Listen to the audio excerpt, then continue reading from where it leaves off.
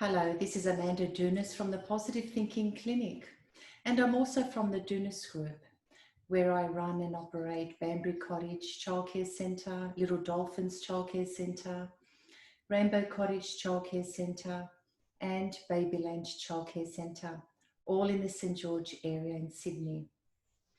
It is extremely important during these difficult times where we've been struck by this COVID pandemic that we take care of mental wellness, not just for our staff, families, but also for our children. And for this reason, I guess the aim is to be able to nurture our own resilience within ourselves so that we can be able to use our coping skills under the conditions that we're faced with, and at the same time ensure that we use the appropriate techniques and language to teach the same to our young children in our care. I always like to say there's a few tips and strategies that we can use so that we can successfully look after our emotional wellness. Now, what I say applies to ourselves, to our educators, to our families, and to our children. It's just a matter of using the appropriate language to suit the age and the stage of the individual. For example, staying connected. It's extremely important to stay connected. When it comes to low moods, or as some people like to use or prefer to use, depression and anxiety, they're associated with loneliness. And if you think about it now, during this situation, many people are socially isolated because of safety and because of rules or regulations. Socializing with others can sometimes feel like a big effort. And that may be because we're tired or because we're busy. But healthy relationships involve connections. And not being able to connect with other people can actually impact our well-being. Now, this is also true for children, not just the under fives, but even high school kids. They're so used to socializing and being connected with their peers on weekends or after school hours. And this has become quite a game changer for our children. But we try and find ways to stay connected and come up with ideas like video calls or telephone calls. We do FaceTime, we do live streaming, we do texting. There's a number of different things. Zoom, for example, has become so popular. Even our young children are getting on Zoom. Our elderly are getting on Zoom. We're finding ways to teach ourselves to stay connected whilst we can't be physically close to one another. Now, in the early childhood industry, even though we are allowed to still operate, we still have to practice safe distancing and infection control. We have to put practices in place so that we can ensure as best as possible that we keep everybody safe. Because just about everybody is connected with an elderly person, and we all know that people with compromised immune systems or secondary illnesses, or the elderly and very, very young, are at risk. They are vulnerable. They're vulnerable of developing symptoms that can be life-threatening. And so staying connected, it's extremely important whilst we socially isolate and physically distance ourselves. We need to put more effort into connections with family, friends, and hopefully find other ways that we didn't use last year or the year before so that we can keep these connections healthy. Positive thoughts. Now, I'm from the Positive Thinking Clinic, and I'm not going to say that we have to have positive thoughts or positive thinking to survive. Sometimes having neutral thoughts is good enough. It's all you need. It's much better than having the negative thinking. You see, when your thoughts are overwhelmingly negative, it becomes really difficult to narrow or to change in your own mind to become positive. So imagine you're in a situation where There's thoughts coming in from every direction, left, right, up, down, behind, from in front, and you don't know what's coming or going, and the thoughts that are just coming and going at the same time. You watch all of this happen, then all of a sudden, the thoughts, you can't separate them, you feel like you're going crazy, and suddenly you have symptoms in your body. Your heart races, you get butterflies in your stomach, your muscles tense up, you may perspire, your hands can be clammy or feel cold, and you say, okay, I'm not feeling well right now.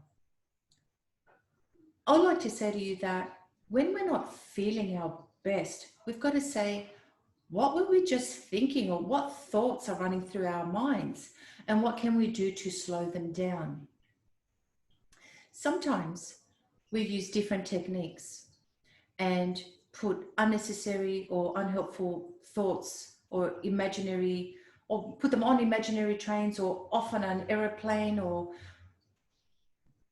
anything that your imagination can help you, like blowing them into balloons, let them drift off with the wind, or put unhelpful or unnecessary thoughts on clouds and just let them just move through the sky.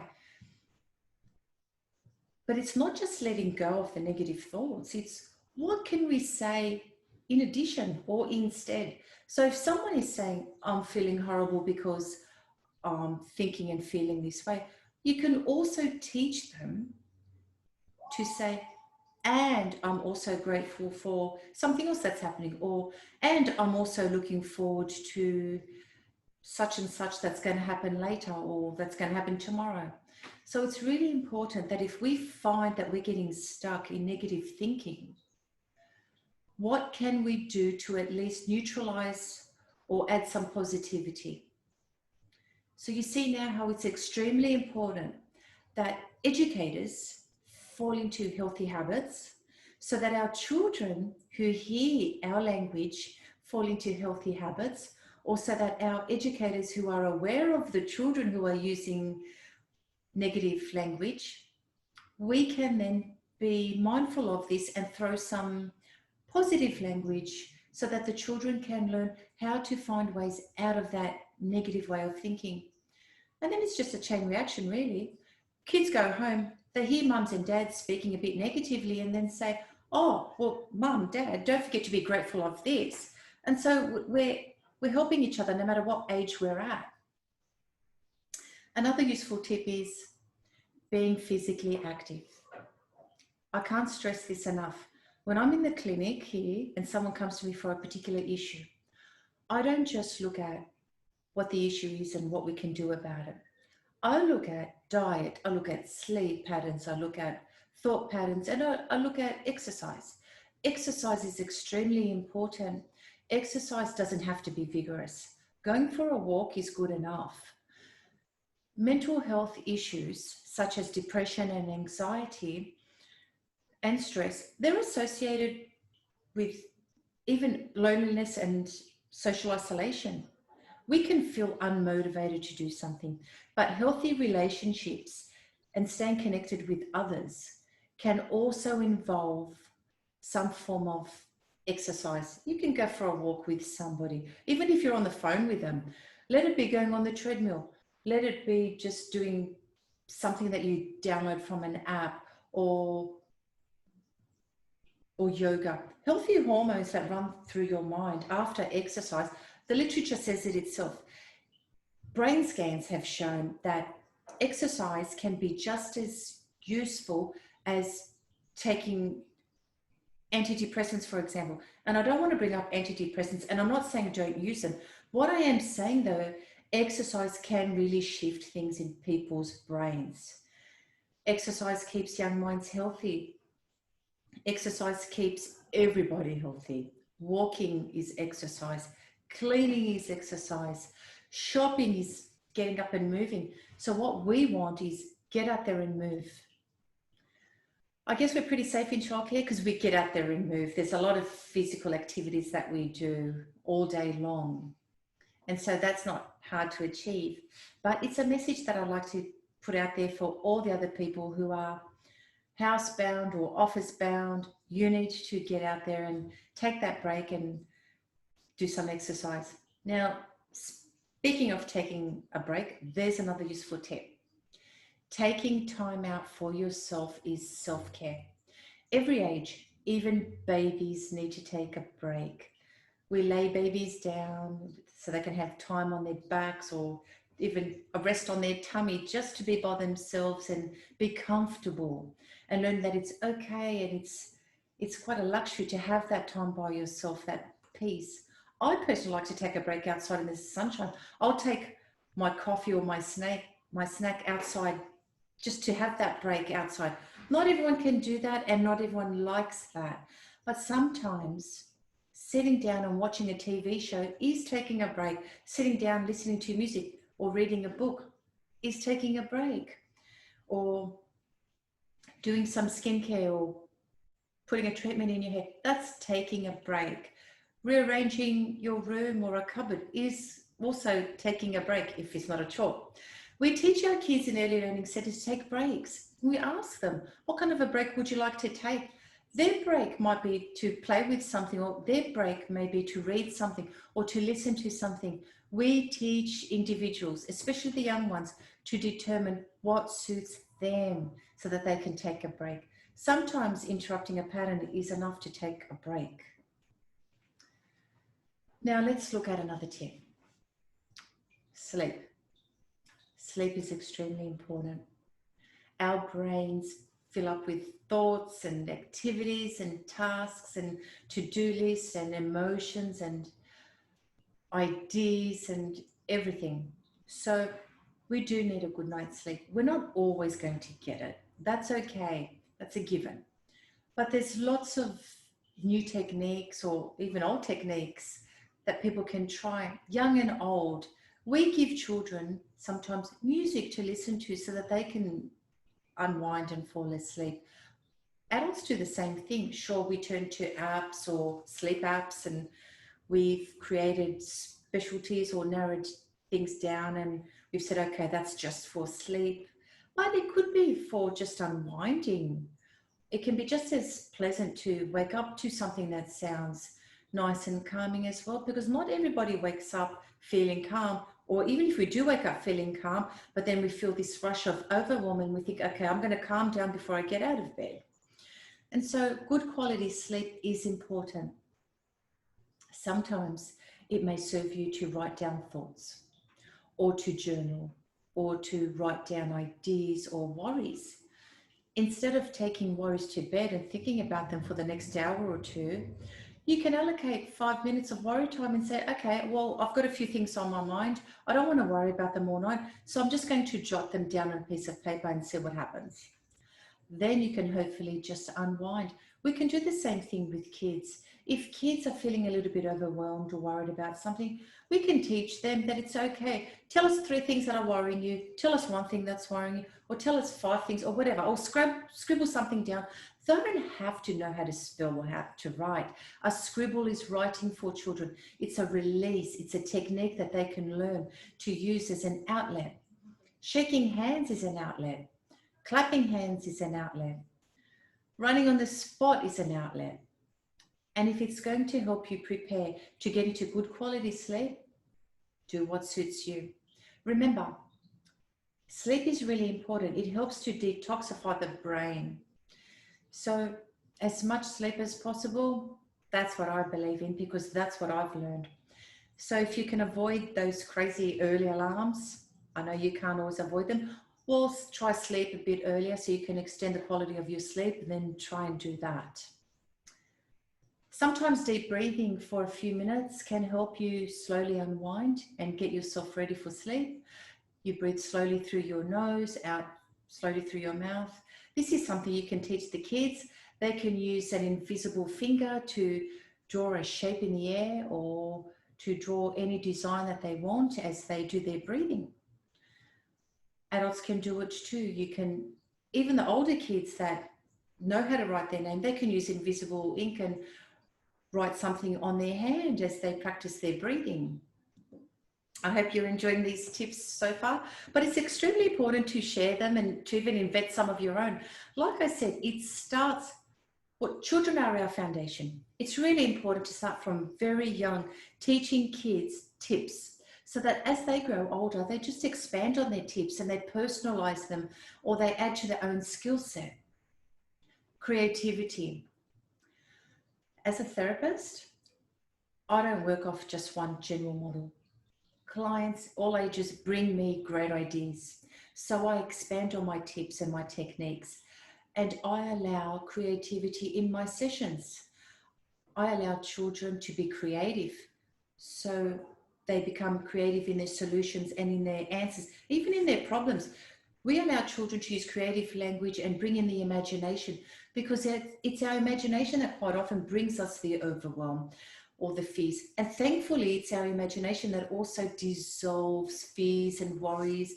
We create different images, different stories that they can tell to themselves or that we can tell to them. Storytelling can be a great problem solver and a great settling technique for all ages, may I add.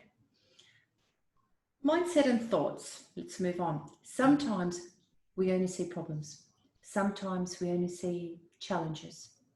But I'm going to say attitude is everything. What if we present ourselves with a problem and then say, okay, let me look for the solution then, instead of presenting ourselves with a problem saying, oh, well, that's it, I'm finished now. That's the end of the world. Well, it's not. We love it when our children come to little dead ends so that we can say, oh, so what can we do about that now? So we expand their mindset. Remember, a flexible mindset is what's going to help you succeed at absolutely every age, old and young. So we need to teach our children it's okay to be flexible, because there's many pathways out of things. Because with children, as you can imagine, they can start crying just because someone is playing with something else. So we teach them how to be flexible with waiting or with sharing or with choosing something different. Another tip, food. Good food, quality food, natural food. I don't have to give you a whole session on the dangers of packaged food and all the preservatives. I think there's enough awareness and enough education out there. What we need to know is that food is nutrition. Choose it. Choose nutrition. Thoughts on nutrition as well. Give yourself good thoughts. Give yourself good quality food.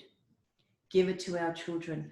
Food can be designed and cut into very attractive pieces so that kids can enjoy. It's not just about opening up packages. Kids can open up a container and say, oh, cherries, tomatoes, grapes, cucumbers, nicely cut, celery, nicely designed sandwiches, cubes of chicken, and whatever it is. It's all about putting the love into it. Let's make the effort to make it attractive to the children. We need to teach them how to respond and to react to good quality fresh food. It's a mood booster. Remember, mood follows food. We know that as adults. Picture for a moment the stereotyped image of, have you ever watched one of those movies where you've got an overweight man eating the biggest pasta and he's got the tea towel here as well and he's feeling so tired and lethargic straight after his big meal and he can't move for the next couple of hours? Well, let's be honest, science tells us that a big heavy carbohydrate meal like that depresses the thyroid, and it's normal to feel so heavy and lethargic straight after a big heavy carbohydrate meal. I'm not saying don't eat pasta, but have a whole bunch of vegetables in it and some pasta with it. So be wise about the amount of food on your plate and what the ingredients are. And our attitudes to food is really important. You see, quite often we have adult attitudes because of the way we grew up. Now, we are growing up our children. So let's move to kindness. Acts of kindness are never a waste of time. It's great for the mind, it's great for the soul, it's great for our emotional wellness. Performing acts of kindness, doing things with each other, doing things for one another.